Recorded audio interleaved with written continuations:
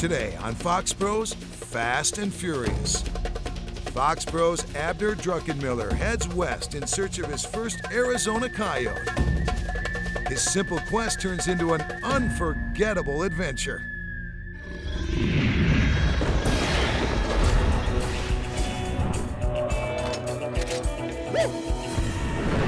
So I'm trying to think what coyote's going through right now. That's what I'm talking about. Bird down, baby.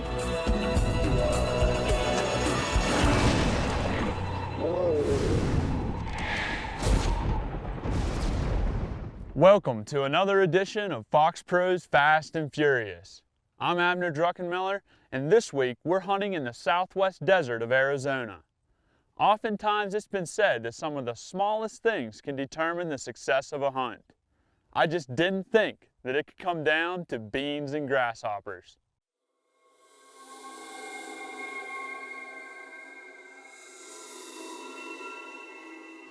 Look around.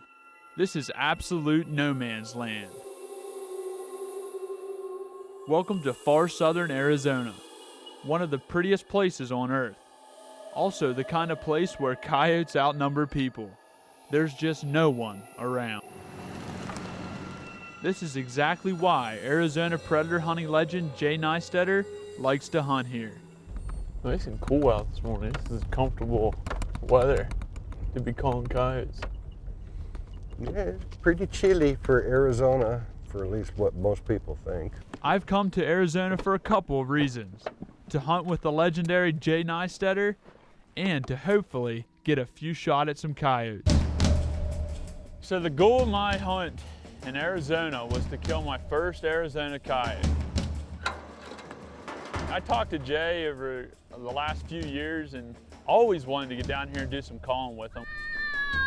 I was really excited to come down here and hunt with Jay, somebody that knows a lot about predator hunting. We're going to set up stands on one of Jay's favorite spots. Private access to a private ranch where predators have plenty of room to roam. Let's go get this done. We're due to put some fur down.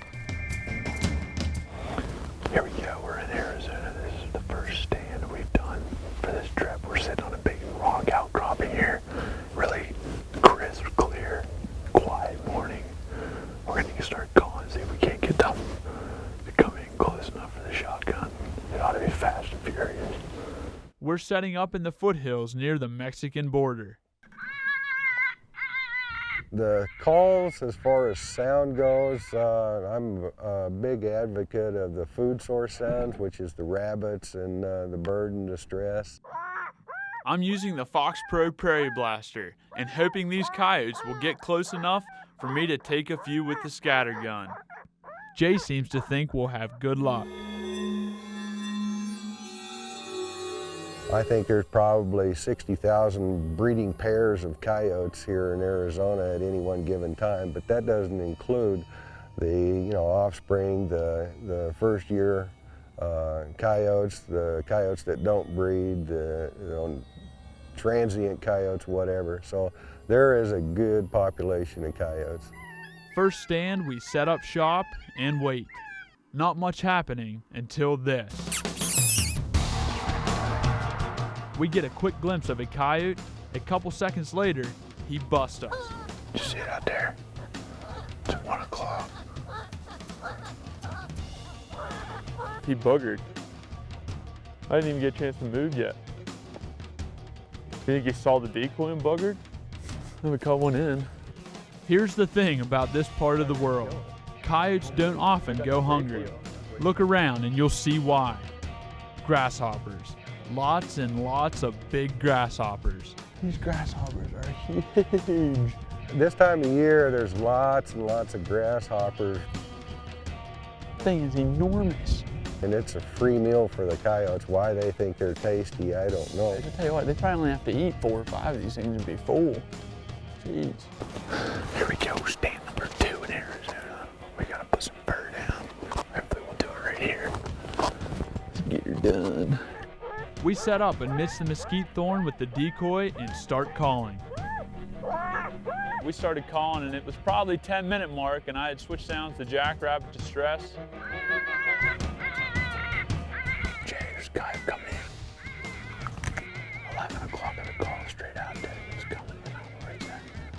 Seems this leery coyote hides behind every little piece of brush. Kill him, Jay. Kill him, Jay. Jay was sitting off to my left, so this coyote's coming in, and I'm telling Jay, kill it, kill it, kill it. Our camera can see this coyote just fine, but he's out of sight of Jay.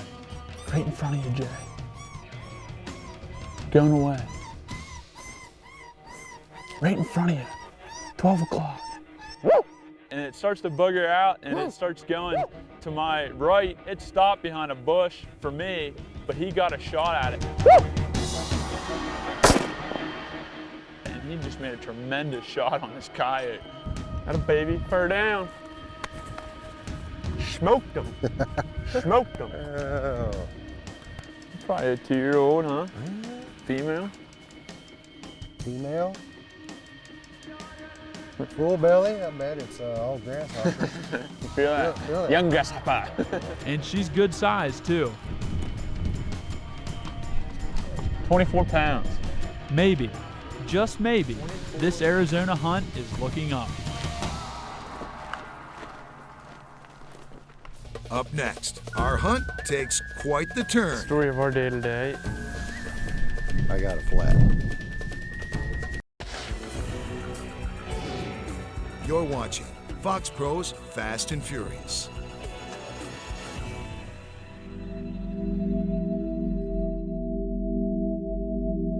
Arizona is one of America's truly pretty places. But so far, our coyote hunting trip has been a little, well, off is the word I might use. And thing is, today we've got a full moon. It sure looks cool, but I'm curious to see what that moon might do to our hunt. Before sunup, an Arizona Game and Fish Warden stops to take a quick peek at our hunting license. No sweat there. Good luck to you folks. Thank you. Nice to meet you. Our challenge today will be finding the coyotes. We got a full moon. Still out. It's probably 7 o'clock here.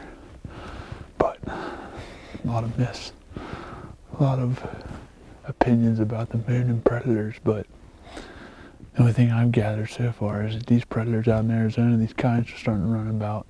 We're seeing some activity early in the morning, and then right around 3 o'clock in the afternoon, they start to pick back up. So hopefully we can kill one this morning and get a couple caught in. We set up on our early stands, and we've got a lot of wildlife worth seeing.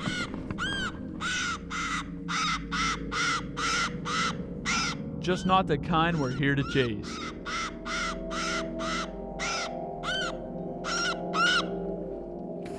It is hot out. It is like almost noon. And we cannot buy a coyote, man. Jeez. It's just, they're not moving right now. Hope the Northeast ain't as bad as the Southwest this year. We're gonna have a long season if it is. I'm starting to wonder if I should blame our slow day on that darn full moon. My hunting partner, Jay Nystetter, isn't much into that voodoo stuff. Does the moon affect them? I'm not really convinced it does. This day might just change his opinion. Our after lunch hunt starts with a bang, literally. I got a flat. It's leaking down pretty quick. Well, story of our day today. I'm used to getting flat tires. Never get used to changing them though. Well, if you're going to be driving around out in the desert, make sure you have your spanner wrench and your jack and a couple blocks of wood because you might need it. You'll wish you had 2 spares. I'm sure it was an agitated coyote hunter who once said, "If you don't have bad luck, you won't have no luck at all." Seems today, anything's possible.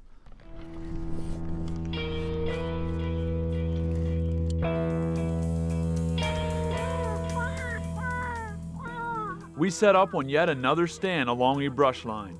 This looks like a very promising area. It doesn't take long to get a bite. 9 o'clock, 50 yards. 10 o'clock. Our camera catches a quick glimpse of a curious coyote. Problem is, the camera's up on a tripod and we're sitting down. We can't see a thing with the tall grass. Get him, Jay. If we're having a hard time seeing them, I know they're having a hard time seeing us too. So by the time they get to where they can see us, it's a big surprise on both parts. So we have to be ready and do our part.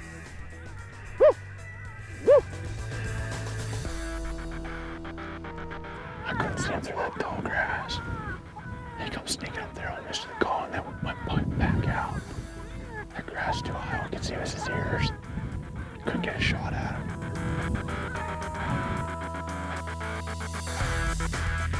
Even though this proves one of my toughest days in the field, I still get hyped up by Jay.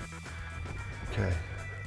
He's always on the move and never down and out. If you don't call anything in after 12 to 14 minutes at the tops, it's time to move on. It's a guerrilla tactic, run and gun.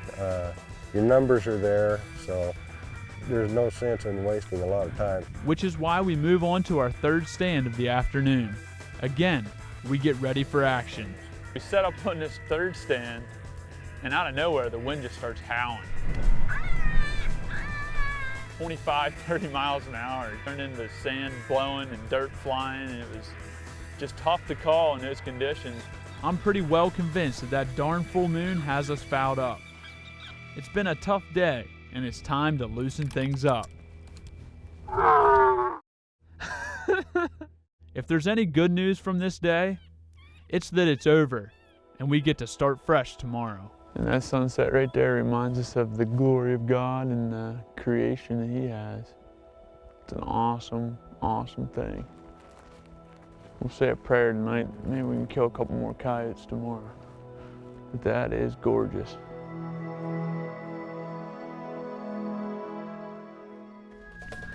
Up next, we look to turn around this full moon Arizona hunt. It's still there. Keep it tuned to Foxpro's Fast and Furious. You're watching Foxpro's Fast and Furious. Here's something to try on your next stand when calling predators. When the winds start to pick up and they start gusting, what I like to do is switch to high frequency sounds like rodent distress sounds or even real high pitched bird sounds. An example would be in high winds, is it easier to hear a dog barking or somebody blowing on a whistle? The same principle applies when you're predator hunting. Those predators hear those high pitched sounds through the wind because it cuts through them a lot better. Try that on your next stand and I think you'll like the results.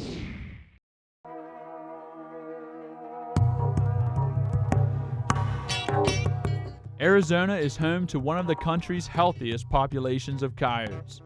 And down here, I had hoped to not only pop my first Arizona coyote, but do it with a shotgun. We've had a downright tough hunt so far. I'm hunting alongside longtime Arizona legend Jay Nystetter, a guy who lives for coyote hunting. It's a great way to get away from the crowds and the traffic and the people who don't turn their left turn signals on. So yeah, I really enjoy getting out. But so far on this trip, we've had a rough time. Lots of wind yesterday, tall grass blocking our view, and some downright bad luck. Everywhere we go, we find coyote sign full of those giant grasshoppers wandering around everywhere. It's like we're spinning our wheels out here. The challenges of hunting coyotes are finding where they're at. You can't call them if they're not there. That too is Jay's frustration. After all, he knows the animals are here, but for some reason, they haven't been aggressive with our call and decoy. The challenge is to figure out why did you not call them in. Today's game plan, we're hunkering down and getting back to the basics. We set up and started calling, and it wasn't 5 minutes. We had a coyote coming in off to our left side again on Jay's side. 75 yards out, 60 yards out.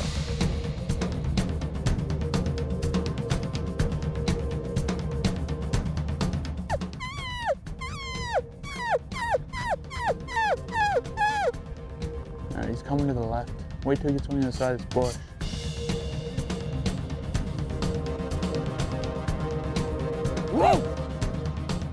There he is. Atta baby. That'll work the coyotes right there. See if we can get a double here. Finally, Jay bags our second coyote. Talk about being overdue.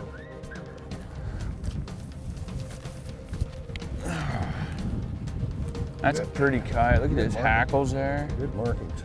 Look at that full belly. He's still coming to the call and they all have full bellies. While Jay's got 2 coyotes on this trip, I'm still looking for my first Arizona kill. You gotta keep trying and hopefully it'll work out. Sometimes it does and sometimes it doesn't, but that's part of hunting. Up next, About 75 yards. things get a little fast and furious. He's down right there. Picture perfect looks like this. Only one problem. I can't even see out there. You're just gonna have to look that way. Watch this way. As the sun caps over the mountains, we get quite the alpenglow scenery. We've got a little morning heat coming on, and we hope a few coyotes. Still cool out. Temps are about 50, 55 degrees. Wide open set here. Some thick mesquite or grease brush out in front of us, about 300 yards. Jay set up next to me, a longtime Arizona hunter who understands the game.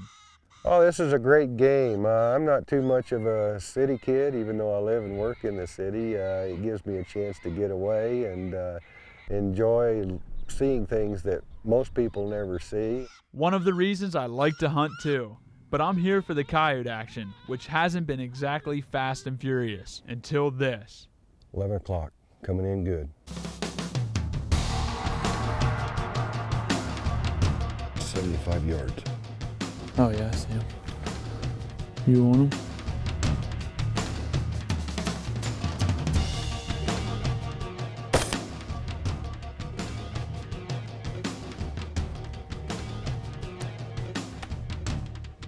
He's down right there. That's what I'm talking about, baby. Killed my first Arizona coyote right there. Did you see it go down? Who knew a single coyote could be such a big deal? There we go. Big coyote. That's a pretty coyote right there. He was dead, he just didn't know it yet. That's a pretty coyote. 3-year-old female. 2 or 3. She's pretty furred up for this time of year. Yeah. October here. You gotta love that. That was awesome, dude. Firsts are always Fur good. down in Arizona. Here's the thing I love about these hunts. We travel a lot of places to hang with a lot of folks like Jay. In each experience, there's always something to be learned. Whenever you spot a coyote, don't lower the sound, because the sound volume that you had going was what brought them in. So when you change something on them, then they're going to probably start rethinking Checking out. everything. Yeah. When we had coyotes coming in, I was lowering the volume. So every time I did that, the coyotes would stop or hang up. But Jay's advice is just keep the call going. If it ain't broke, don't fix it. It's just neat to share a stand with somebody like that and to learn off of them.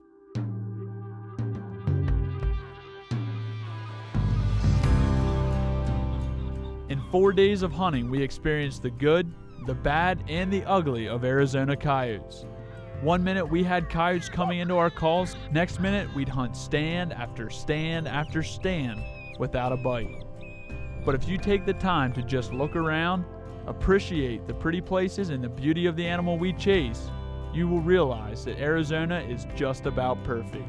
I'm not frustrated with the number of coyotes we killed or didn't kill. That's just part of hunting. Come right out on this fence line here. Just being down here and the camaraderie of sharing a stand with Jay and just being able to sit down and do some calling with him, that's what's important to me. That's what it's all about.